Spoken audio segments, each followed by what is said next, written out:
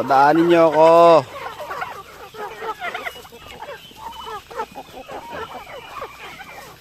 Oo, kain, kain.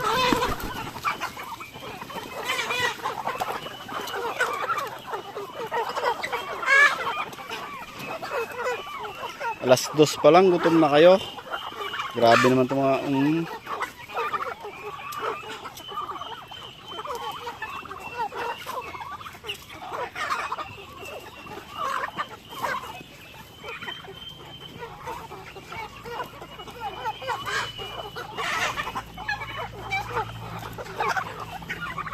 Away kayo ng away.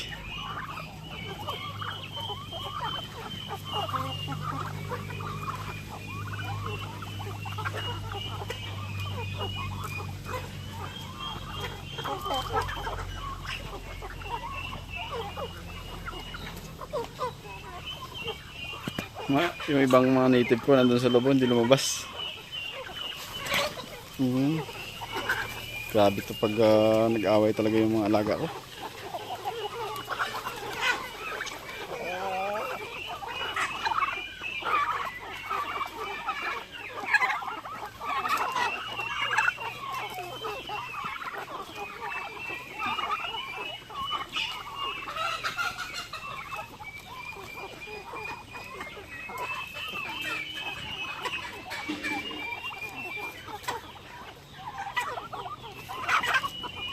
Grabe talaga yung pabo.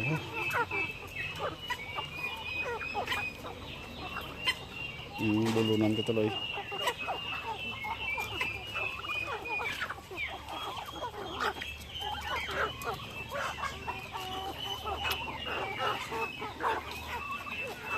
Mga tropa, sa dami na ng alaga ko, nahirapan ako mag-market sa ngayon kasi hindi pa naman ako pwede magbenta ng meat type. Pag bininta ko, kukunti lang yung mangingitlog. Tapos pag nagbenta naman ako ng itlog kung dito sa amin, sa Fertilegs, parang hindi na masyado mabenta. Pero yung pabo mga tropa, okay lang siya i-market kasi marami talagang gustong bumili ng pabo. Itong Rhode Island Red, dito kasi sa lugar namin wala masyadong bumibili ng meat type kasi halos lahat dito may alaga naman na native. Pag sa city ko naman bininta, masyadong malayo.